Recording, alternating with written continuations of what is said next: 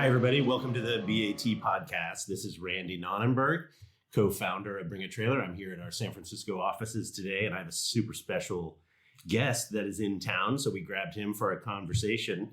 I pronounce his name Kobus. You guys may recognize that from the website. He contributes photographs. He goes to events, writes up interesting historical stories on BAT, and is pretty well known in the comments section. He's also out here for the Luftgekühlt Porsche show, among some other reasons for his visit out to the West Coast. He's out of New Jersey. Kobus, welcome. Thank you for joining us. Thank you for the invitation. It's a pleasure. Super excited that you're here, and I'm sure people in the BAT community are going to be excited to hear from you. I pronounce your name Kobus, and you're Dutch, and just inform me that that's probably a butchering of your actual name. Give people the actual way that you say your name. Well, the right way my wife would say is Kobus. It's actually short for Jacobus, which is Dutch, but I'm from South Africa. First Reneke went there in 1672, so you can call me a South African. But Okay. That's a real Afrikaans name. Okay, fantastic. Kobus, if you search that on the website, if you haven't already been following, his photographs are amazing on BAT. The stories are also amazing, but I'm always drawn to them for the photographic skill and capability. Tell us where that came from. Have you been shooting pictures since you were a little kid, or you just started that last year, or what's the deal? No, little kid.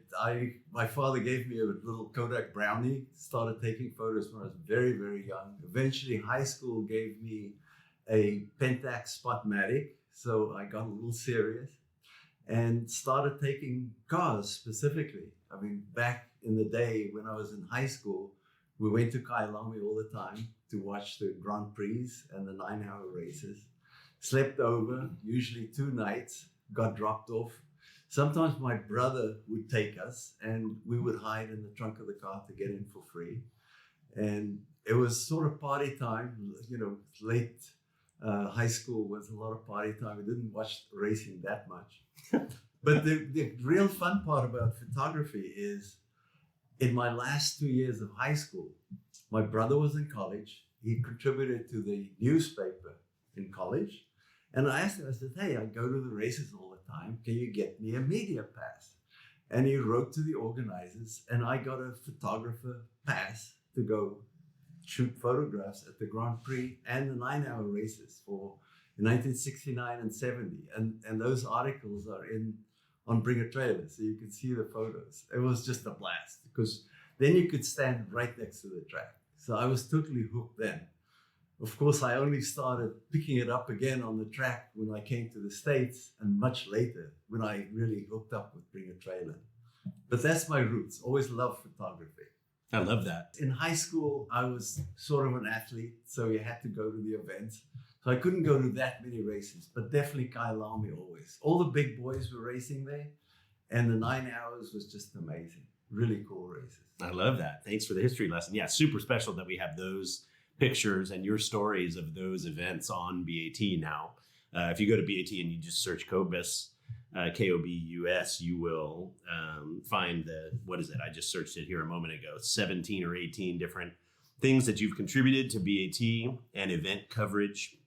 And those range from your crazy historical times to some modern vintage racing that you've been doing. You have a 912 that you've had on track, and you have one of the ways I met you is you pulled up to one of our events in a silver 356, which is near and dear to my heart. So I came and spoke to you directly, but tell us what your car activities look like present day.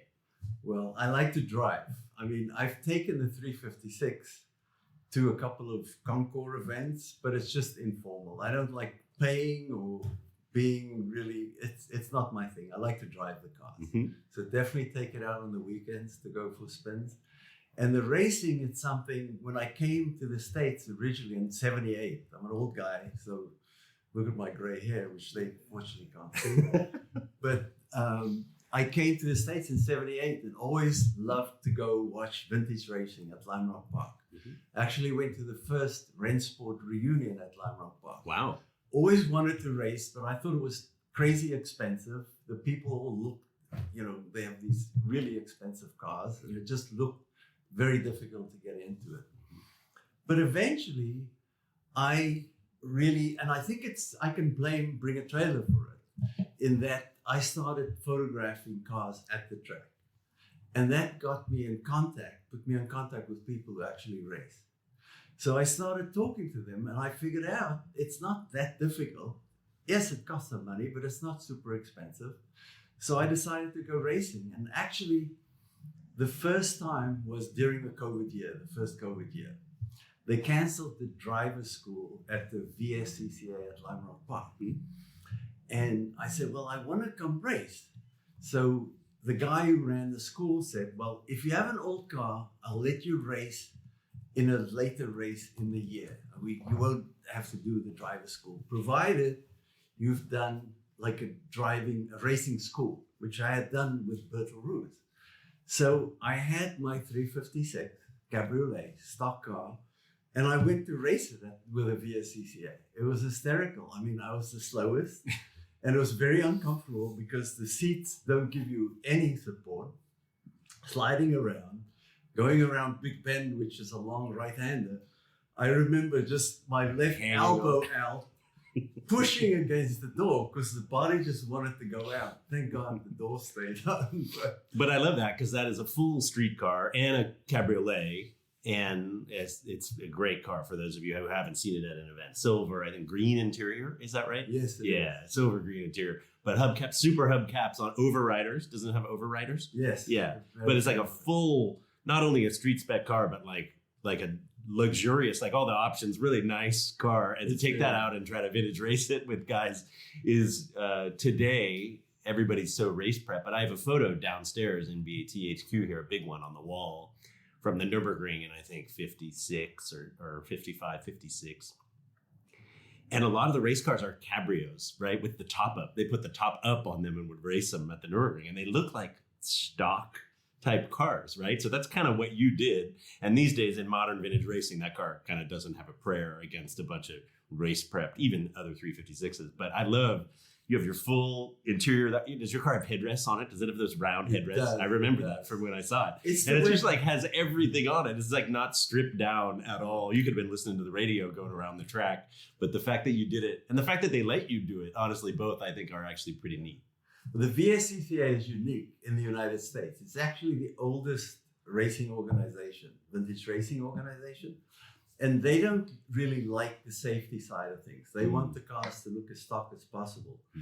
I think they're the only organization that lets pre-war race cars actually race wheel to wheel with no protection. All you require is to have a seatbelt and a cutoff switch. And the guys go racing. And a helmet. You got to have a helmet. Yeah. Mm-hmm. But no roll bars needed. Mm-hmm. And they go bonkers. They race their cars quite fast. That's pretty crazy. That's pretty crazy. But seeing you doing that, they make you pull your hubcaps off or no? You ran with hubcaps? No, it's still an ongoing joke that I raced it with a hubcap. It's, I didn't know I have to take them off. I love that. I love that. Well, it would save you half a pound, and then that saves you almost no time. But people have always done that. But I just love it that you're out there cruising around with headrests and hubcaps and the whole deal. It's so great. But anyway, but then there's the 912 story also. Right. So that year, I was convinced by my local shop, Gaspari and Gasworks Garage. They said, "No, I gotta come race with him because Gaspari races a 912." Got it. And they said it's the perfect car to come racing. And the owner of the company, Chris, races all kinds of crazy cars, including a 356. So they said, no, you got to buy a 912. So we both looked, we found the same car, and I bought it. It was like a good driver. It was newly painted, basically to get flipped. But it was a good driver. And they redid, since then, I've rebuilt the engine, rebuilt the gearbox. They put roll bar in, fuel cell, nice seats, like period correct seats, not like crazy racing seats, but it's so much fun. I'm still obviously I don't know, you raced a little bit. I'm not a real racer. You never stop learning. It's just amazing. And Lime Rock Park is a very technical racetrack. Lime Rock is very cool. I'm looking at your story right now with the 912. That's why I'm not making eye contact with you right now. I'm looking at your 912 on here. It's like, what's that color? Sand beige, or it's Sahara, or what do they call it? Sand beige. Anyway, a little 912 with you standing next to it in 2021. You wrote a story on BAT about getting your VSCCA license. That's the and driver's school, yes. running that car and getting it out on track. Just really neat. Really neat to see that, and neat to see how your snapping photos in the paddock leads to making friendships, leads to ending up on track for a parade lap or two, and then all of a sudden you're buying a race car, and off you go at Lime Rock. It's just really a neat sort of progression, I think. Yeah, it's a little crazy. My days at the track is a little hectic because I try to take photos.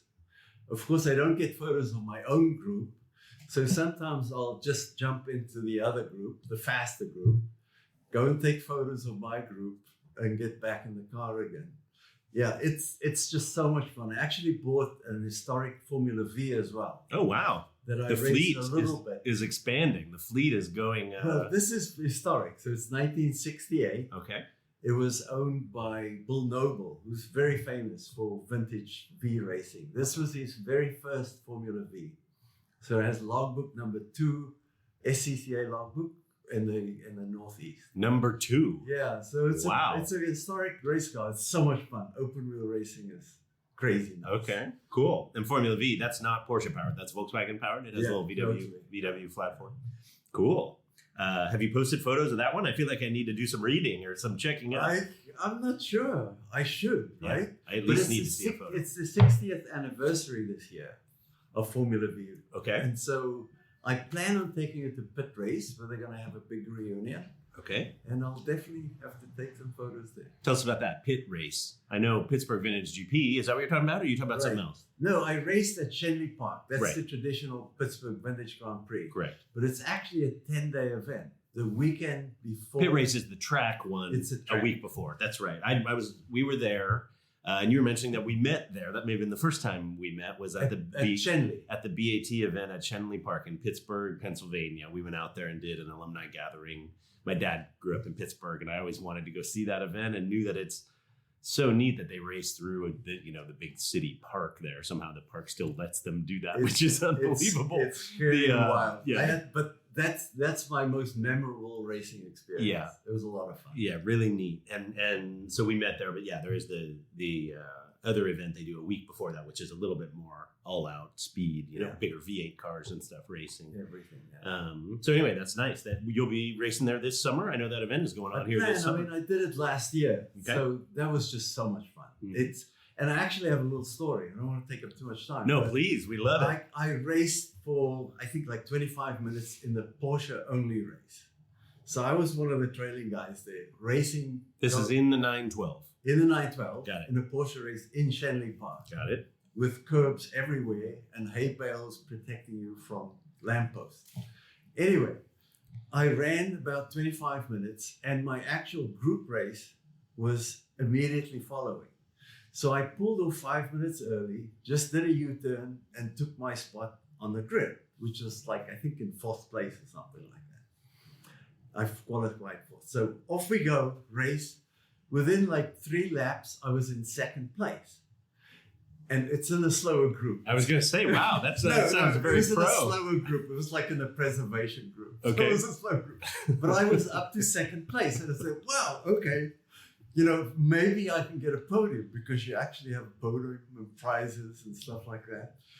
And halfway through, I'm coming down the straight to the hay bale chicane and the brakes went. Oh, no. And it was really scary. I'd slowed down enough and I kept trying it, but brakes were gone. So that was the end of my day. But and you went through the hay bales, or you went into the grass, or what did you do? I made it through. Okay. Wow, that sounds crazy. I love that event. Yeah, it is. There's no runoff there, and there's curbs. It's like a road through the park. There's no. You can really lose it there. Yeah, well, losing your brakes there sounds terrifying, honestly. But I'm glad it was a little bit lower risk and it worked out for you. So, wish I could have been there to see it. We have many BAT alumni cars that run that event. We have obviously BAT fans that are at that event, and we like the organizers there. I've just always had a very positive impression of what they're putting on there. It's kind of different than anything else in the country, in my opinion. So cool. Let's talk a little bit about the things that you've been putting on the website, but also how'd you discover BAT? How'd you even figure out what BAT is or come to be part of it? The main event for me that got me on the map with Bring a Trailer was when I went to Goodwood Revival. Okay. And 2017, I think. And it was just, I don't know if you've been, but I've been there twice. Yeah, an Revival astonishing twice. event, right? Mm-hmm. The best thing in the world. I think it's the best event in the world. Can't get better than that. Yep. But I actually got media passes through a friend of mine who went with me. He knew somebody who got us the media passes. So we got sort of run of the place to go take photographs, which was amazing. Came back with tons of photographs. And I had been following Bring a Trailer. And here and there were some things that you talked about to put up and something like that. But there was nothing really of substance. So I sent an email to somebody and I said, hey, look at all the photos from Goodwood. Do you want to publish it? And so they wrote a little article with all my photos. And then they said, well, are you going to go somewhere else? Can you contribute? Well, and it helps that the photos were really great, right? I mean, this wasn't you like taking your blurry, junky photos or whatever. You're great at taking photos. So we saw those come in and said, where's this guy going? When are we going to get him to shoot photos again? I love it. Well, I'm not that good, but that was the event, huh? That was the first. It's hard to miss and not take a good photograph at Goodwood. Right. A lot of opportunity. Yeah, so it just grew from there. You know, you asked me, can I go there? And I say, I took these photos. Do you want a little article? So it's these little articles. I'm not great at writing, but I put something together that seems to be good enough. So that's very similar to how BAT started, honestly, with me. I don't know how to write, and I started writing about cars for sale, and it was good enough that people would read it and wouldn't totally laugh their head off, right? So yeah, I think we're in the same boat on that one. So okay, so Revival 2017. I'm looking. I love just searching through your stuff here on BAT, and there's a couple of, here it is, BAT photographic inspiration. Kobus covers the Goodwood Revival. That was October 10th, 2017, right after the event, right? Probably a week after the event. You sent all that stuff over. Super. Everybody ought to go look. Kobus you took this photo of one of my favorite Goodwood cars, which is the red Alfa Giulietta TI sedan, kind of on three wheels going through the chicane. Yeah. That's your photo? Yeah. I thought that was like a Goodwood press photo. I didn't know if we had rights to use that photo. I think it's on one of our BAT emails, and it's one of my favorite Goodwood photos of all time. I have a car similar to that. And that's your shot, man. I may ask to blow that one up and put it on the wall. You can do whatever anybody can do whatever they want to do with the photos. Nobody makes money from photography. Yeah, that's a hard business, isn't it? But it's we're glad that there's a home for them on BAT and enthusiasm around them. It's really neat. Okay, so that happened, but you knew somehow to send them to us. Had you been watching the site before that, or had heard about it from a buddy, or how on earth did you know to email us about your photos at Goodwood? No, that was the first time, really. Okay. I mean, I think the reunion or the alumni gathering was before that. I think Pennsylvania may have been just before that, and we ran into each other there. Okay. So that's sort of where the contact developed. Okay. But then I went to Goodwood, took the photos, and then contacted you. Then off to the races after that. I love it. Fantastic.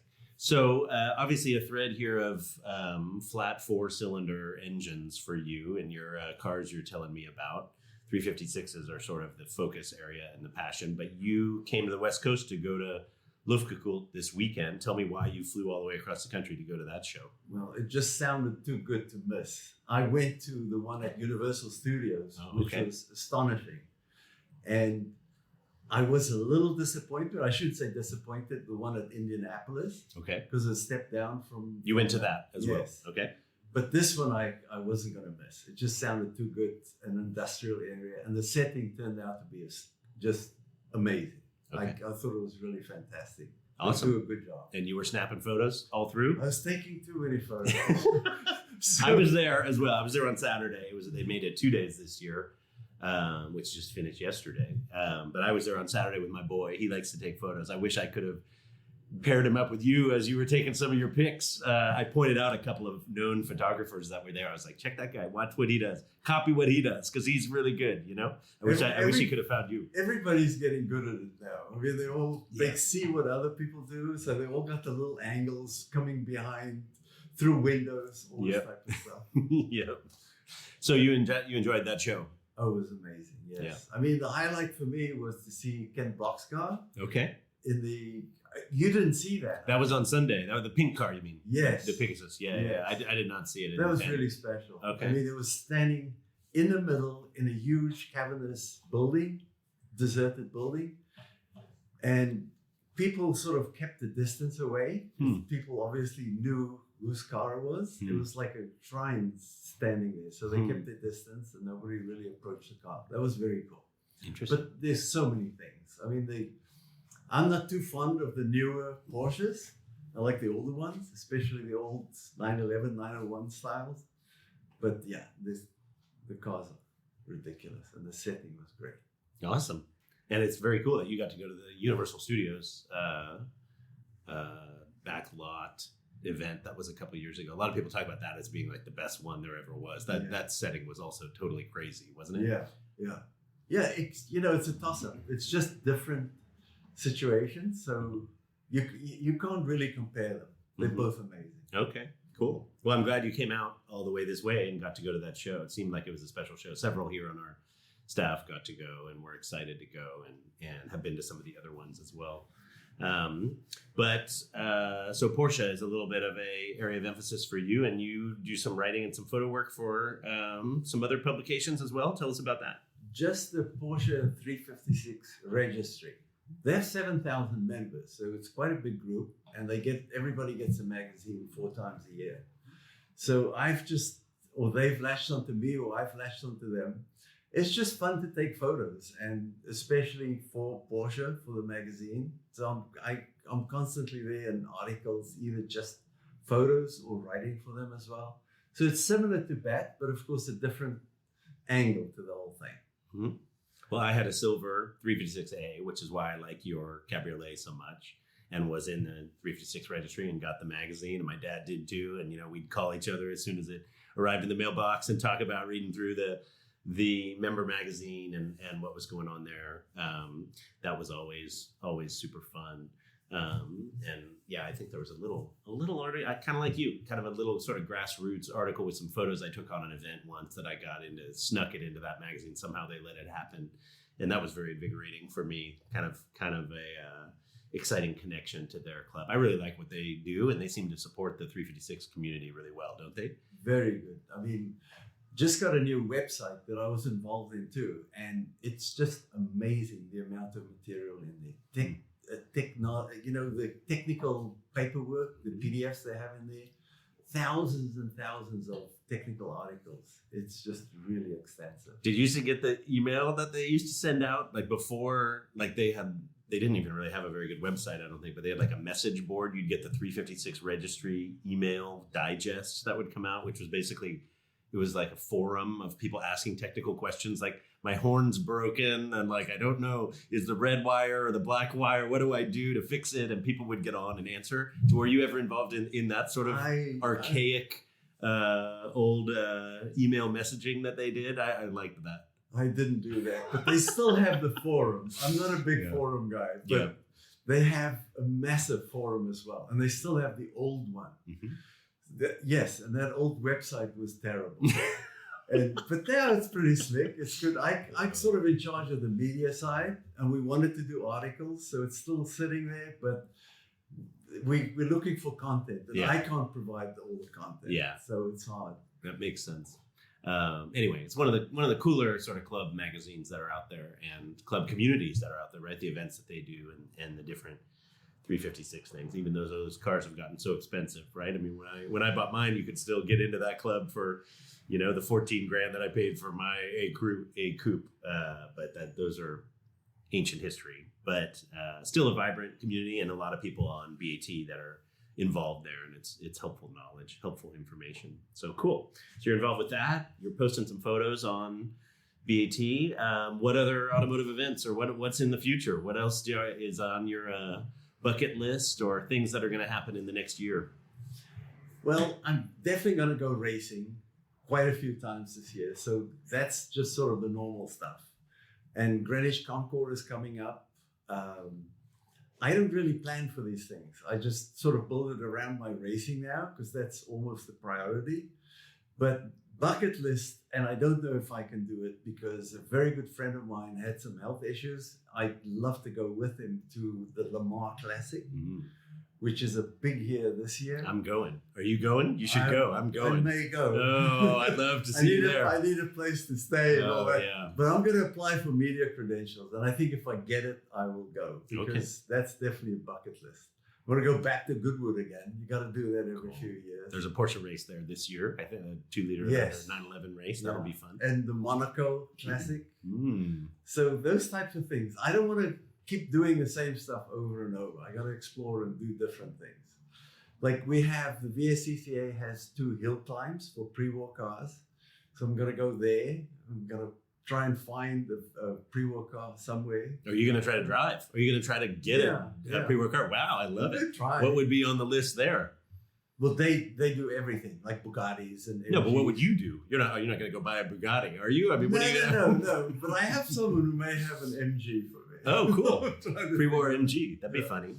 But we have a very cool hill climb too, the VSCCA, at Mount Equinox. It's the oldest paved hill climb race in the country. Not that means much, but it's a lot of fun. That sounds fantastic. That sounds like that'd be a good event. You say building around your racing. You're building your schedule around your racing. How many VSCCA things will you do this year? 2 or 3 or? No, not just VSCCA. I'll probably do 3 or 4 VSCCA events. And then last year I did 10 race weekends, which was a lot. So maybe 8 maximum this year. Okay. It's 8. So much fun. That's a lot. It is, but it's, and my wife is probably happy that I get out of the house. She thinks I'm just nuts, but you're not into too much trouble. I think it's a good hobby. I think that's fine as long as you're coming home in one piece from these race weekends. Yeah, we're conservative in the racing. Things happen, right? But we're very conservative, and my car is slow, so it's just when somebody hits me, of course, you never know. Let's cross our fingers that doesn't happen. So the BAT community is an interesting place. You've been posting these stories and connecting with some people in that way. And people like the banter and discussion. When you walked in today, you said the BAT's, what we've created is crazy, the way people engage with it. How does that feel for you, putting stuff out there and having it open for people to discuss it or comment positively or negatively or whatever? What's it like being part of the BAT community? For me, it's wonderful. It's just so much different from having something in a magazine. Like the Porsche, it's in a magazine and you see it and you're sort of proud of it. But with Bring a Trailer, when people comment and they actually ask you, you can see they're paying attention. They're there, they're real people who are interested in what's going on there. And they're not just going to criticize you for being silly. But when people come back and they ask you, do you know what car that was that they took a photo of? And then it's nice to be able to do the research, find out and see if you can get the answer, because these people obviously care. And that's something amazing that I find that you've done. It's just astonishing. Yeah, that's very invigorating. For me, even as well, writing early days BAT stories, you start to get into a discussion with people, or you're like, wow, I didn't know that person was paying attention, or, it can be different. It can be different ways that they're watching or engaging, and that's fun to see, and also very different than print media. I mean, I still think. What do you think about the future of magazines and print and stuff like that? I mean, I still think it's fun to page through a magazine. Or you talk about the 356 registry or some innovation that's happening in different kind of car magazines. I think it's cool, but a lot of people think that the digital interaction, that instant feedback that you're talking about is the new way, and that the print stuff is I don't know. I just think it's different. I think they both have their value. No, it's like still picking up a paper and newspaper and paging through it. I love it. Like Linkage magazine and even Haggerty puts together a great magazine. But I do think, and I just spoke to someone who's in the business, and he said standalone magazines are going to have a hard time, and they're probably going to disappear. So unless they're hooked up with like a Haggerty magazine or feeding another entity that can make money for them and pay for the magazine, so it becomes a whole sort of ecosystem for them. Yeah, the business model I think is problematic, but the actual experience of, you know, opening one up, I actually still think is fun. Maybe that's just my nostalgia from paging through it's them so as a cool. kid. It's wonderful. I still think it's cool to see photos like yours, like in print form like that. I Yeah. still think it's neat. But BAT's a whole different flavor. Tell us about, here's a curveball question, like other cars that you had. The Porsche thing is recent, or did you have Porsches back decades ago? Or was your silver car your first Porsche you ever bought? Yeah, It was. That's the first one. So- I never really liked Porsches that much. And a friend of mine who lives in Florida, he had a Porsche, and he said, no, you got to look into these things. And I slowly started looking into it. And I just said, the 356 just does something for me. But I wanted to buy a race car. So a local dealer had an Emery race car, one of the cars that Rod Emery raced. And I went to look at it, and it was just too worn down. I didn't want it. Which one was it? The number 4 car, the red car? Was it red or was it blue? It was his first race car, I think. Because I followed those pretty obsessively at the beginning of BAT, and you say a local dealer. I know some that were out on the East Coast, and a couple people had them. But anyway, doesn't matter. And it was too run down. Too much. I wasn't ready for it. But the guy had this silver 356 sitting there, and I just fell in love with it. I should probably not have bought it because I like the coupe a little better. But yeah, it's a wonderful car. And of course, here's a little side angle. I bought the car, brought it home. My wife loved it. Driving around, she needed a new car. She needed a replacement. So she said she wants a Porsche too. So I said, okay, let's go shop for a Porsche. Wanted the Boxster. It's less expensive. She'd like it. Test drove it in the summer. She loved it. Bought it. And of course, come October, November, gets cold, the top has to go up, and a Boxster has one of the worst blind spots, rear quarter blind spots. Right. She refused to drive it. And this is after she got vanity plates that said Sweet Susie Cure. So now I have to drive around with a buddy that says Sweet Susie Cure. How ironic is that? That's a little different. Oh, I like that. But you still have that. So that's your daily. Yeah, I should sell that too. It's you know, it's just an expensive car. Yeah. They're nice though. Those are nice. It's wonderful. I don't blame you or her for liking it. I think that's a funny license plate. But the car's cool. But then earlier, so your first Porsche took you decades to buy. What kind of stuff did you drive when you were young or in your 20s, 30s, 40s? What were you behind the wheel of? I was never into big cars. I guess I didn't have enough money. I mean, learned to drive in but it's humble. What'd you drive? A Volkswagen Golf or like? I mean, those are fine. I had a Volkswagen Golf. Of course, everybody did, right? Yeah. Just a regular old Toyota. With the kids, you have a Toyota minivan. Sure. And stuff like that. Sure. The BMW X3 now. Okay. Yeah, but I get my fix with the 3 Porsches. Okay. Totally enough. Okay. But in South Africa, my father was never a car guy. He was always Chevy, like a Chevelle, Okay. and stuff like that. And I learned to drive in a Morris Minor. Okay, that's cool. The Morris 1100 Okay. was my high school Well, car. I don't know if "cool" is the word for it, but that's okay, right? It's interesting. Yeah, they're not real cars. Mhm. They're just transportation. Mm-hmm. But it was fun. I'd love to get those old cars and maybe track them again. If I could get a Morris 1100. You said you're at the back of the pack in the 356. You may, in a Morris 1100, Exactly, you may be guaranteed back of the pack. I don't know. What do you think? I don't know why I'm so involved with the racing. I just love it. It's fun. That's very fun. It's fun to hear some of your history and the cars that you had back then or that your dad had back then. A lot of people like to surf around on BAT to look at examples of, the finest Morris 1100 in the world shows up on BAT. And it kind of takes you back to maybe that one that you were driving around. But that's a fun aspect of BAT, I think.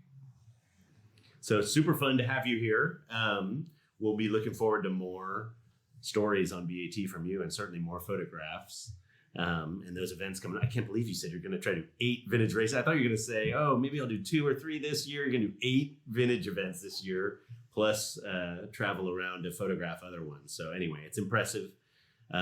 Thanks so much for stopping through BAT today. Thanks so much for what you do to contribute. I am sure I'm amplifying thanks from everybody who's listening. We love looking at your stuff and hope you do some more. Thank you very much. I appreciate the opportunity. It was fun.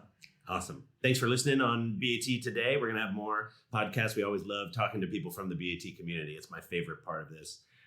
So we'll bring you more of those. Stay tuned for the next ones. See you next time.